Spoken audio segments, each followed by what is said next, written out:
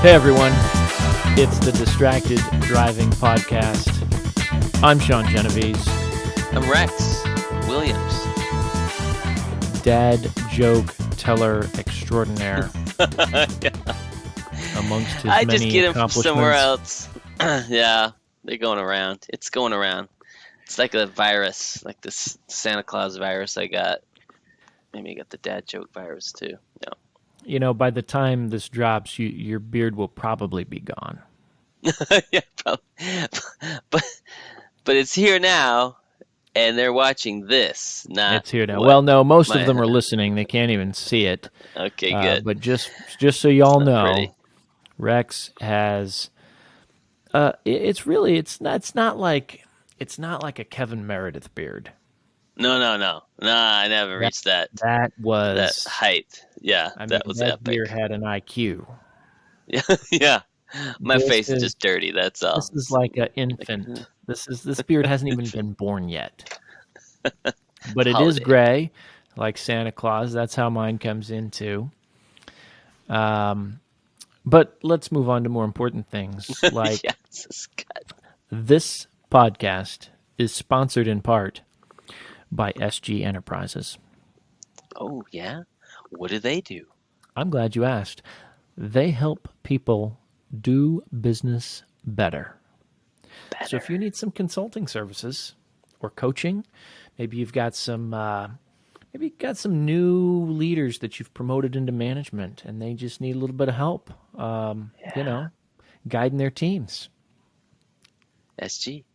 Maybe you can get a Who should hold it of be? SeanGeneveseEnterprises.com. SG. We'll put a link somewhere. I got a jingle for you. Yeah. When you need some help, who should it be? Just go to SG. I like it. And I'll work on that. And when you need advice about graduate school or getting an MBA or going to USC, you should talk to Miriam Lays.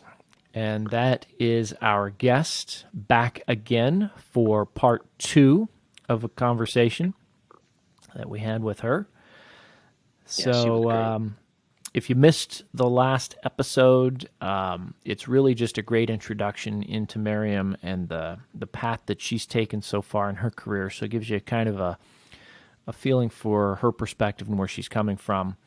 But this episode's even better because now you get to hear some great tidbits and pieces of advice from both her and from me. Oh yes. Coming up right now. Coming right up. All right. So then you worked for Sean, and then he fired you. Worked for Sean. He did fire me. Actually, Wait, I he got abandoned her.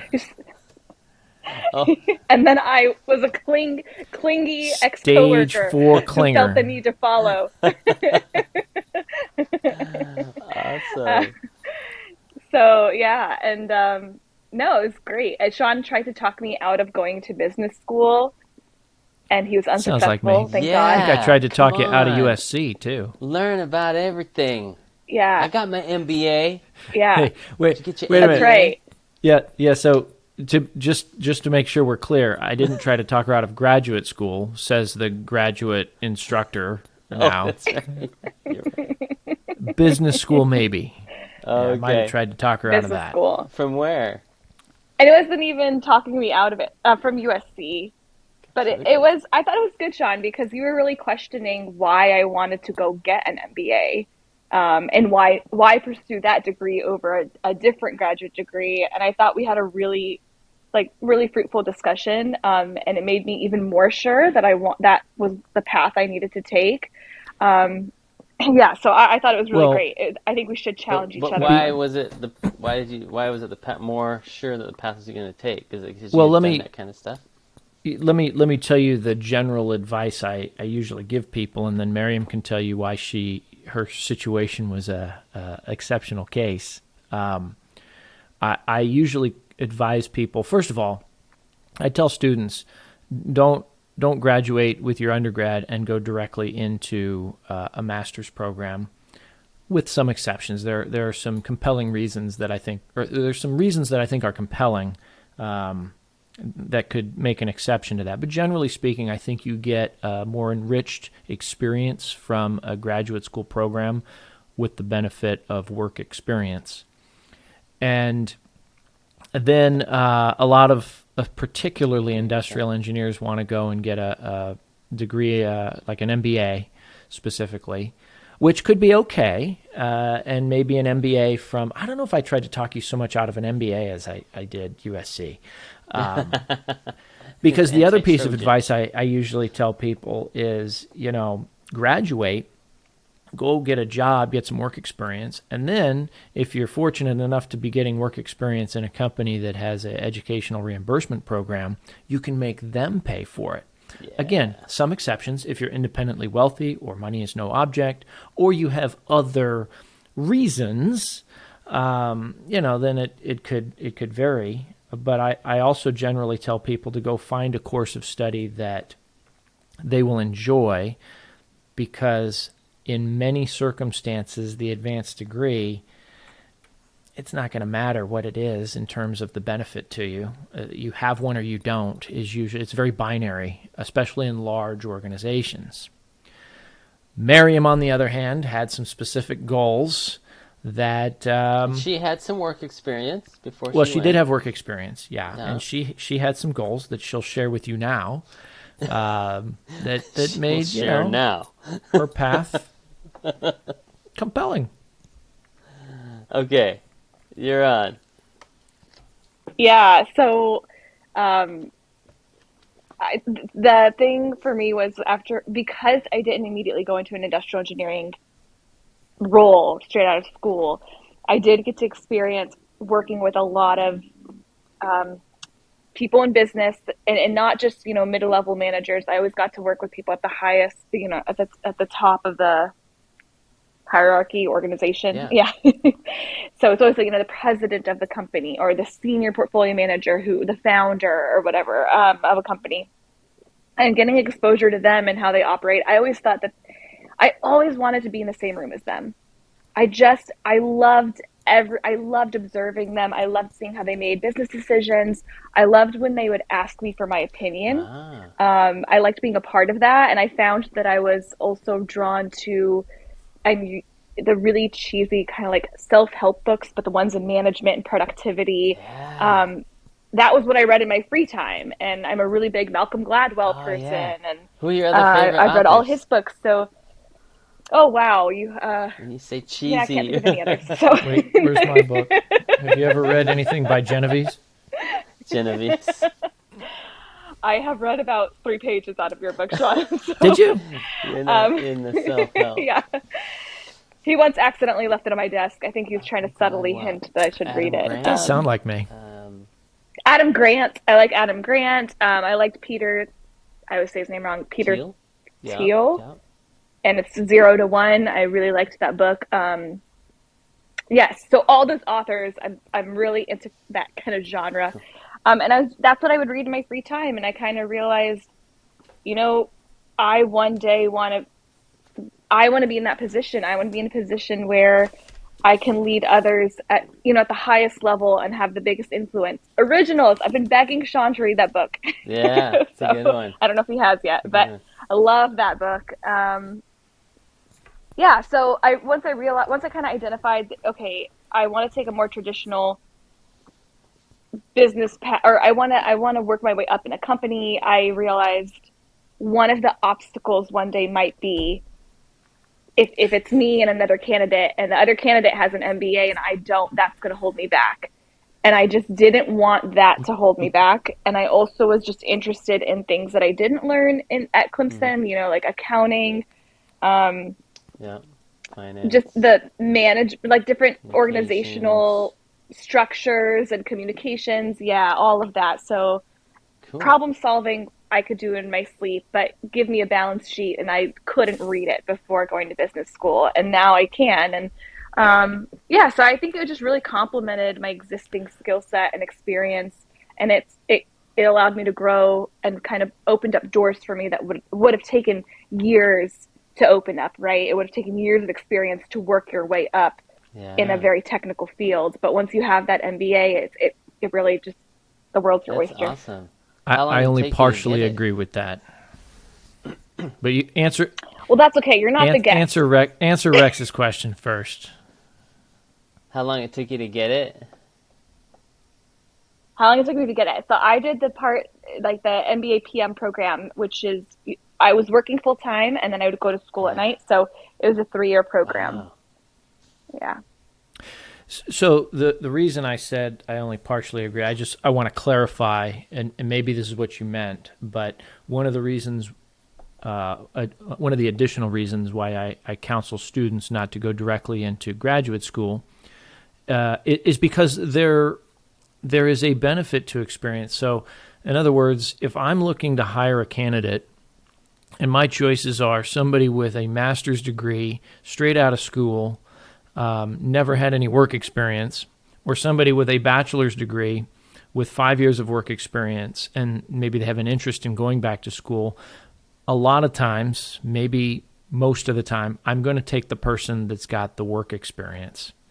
So when you said, well, it opened doors, it was the only way to open certain doors, and you kind of, at least for me, it sounded like you were implying that it fast-tracked it.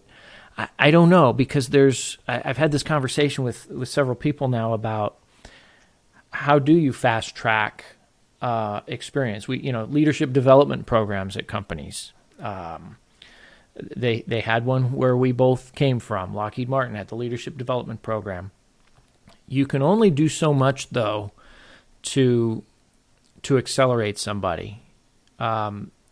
There's also has to be the element of time. They got to bake. They got to bake a little bit. I don't know what your thought is on that, if you agree or disagree. Yeah. So I agree. I don't know, Rex, do you want No, I to give just your 2 cents on that? I agree. I think they let you see what you do, and then according to their judgment, put you more on the fast track or take you off. So I may or Yeah. may not have been So on the fast track at the beginning of my career, and I got off on the slow track. Where does this off ramp fork in go? the road. Yeah. Oh, it's a Just clover fine by leaf me. Yeah. to the frontage road. No. So Sean, I agree with you. I think this is the advice that I give others when they ask me about leadership programs that are very popular at a lot of aerospace companies. They might be popular at other companies as well. I'm just familiar with them in the aerospace space. I tell them, well, it depends on what your goals are, right? If you're trying to fast track at the company you are at, then absolutely do their internal leadership program. However, that program's not going to mean very much to another company outside of the one, right? Because, I mean, yes, you're going to get diversified experience. I don't want to discount that, right? Yeah, It's very difficult to get into those programs. I don't want to right. discount that, For but something. it doesn't going in the doing a leadership rotational program at Lockheed Martin is not equivalent to having an MBA from a school, right, from a graduate school, when you're looking across industries, across different companies. So I would advocate to spend that time at an accredited school, pursuing what you want to pursue, and then especially if you're not sure that you're going to stay with the company Right. that you're at today. But it doesn't just getting it, stamping those letters on your resume does not get you the job, right? It doesn't get you the job. You need experience. You have to put in the work.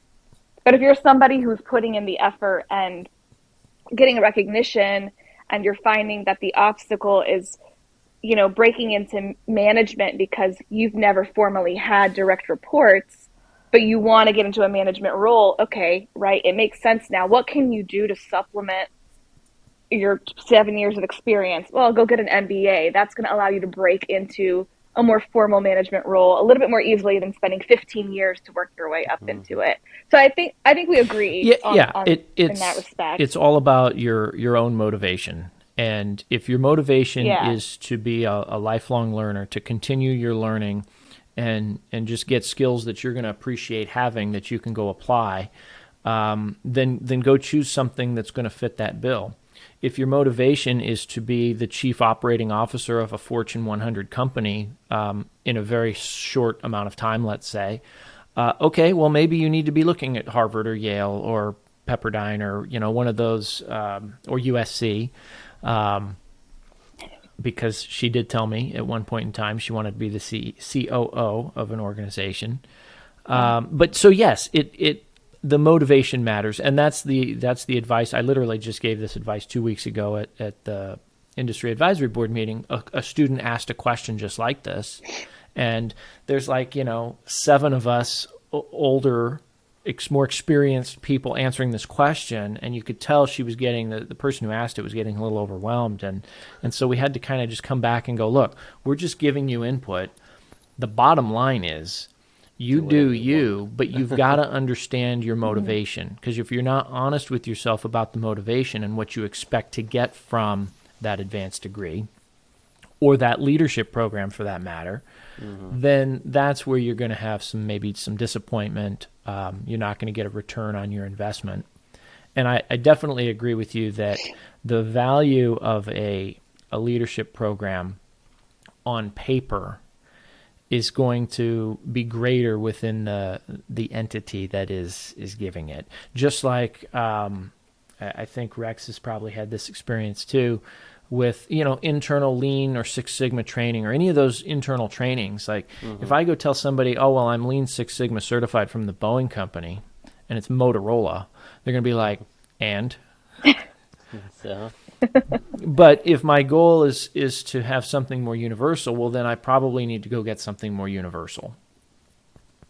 Yeah. Okay. Miriam's the guest. Can we get back to her? Rex is like, all right. So, Yeah. I got my MBA because my company paid for it. We'll cut Sean's bits.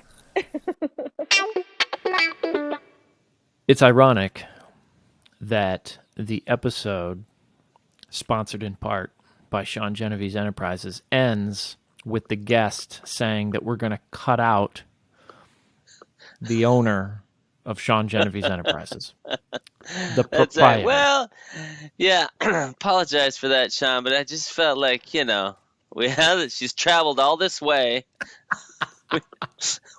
we have a guest here. Maybe they should talk. She walked all the way from the kitchen to her living room and booted up a computer. Yeah. No, You're right. Great. I should show more restraint. Great wisdom. And no, look, as I said, Gonna mix it up. Or actually, I think it says I'm about to say. I can't remember where I exactly cut it. It's our show. We can do what we want. If we want to talk, we can talk. We want to let other people talk. We can let other people talk. All right. Well, here's the good news. Here's the good news. There was some great advice there. I think a lot of people will find some value in, and there's more to come. So it's the third part of our conversation with Miriam in the next episode. Stay tuned. We'll see you then. It's good. It's good.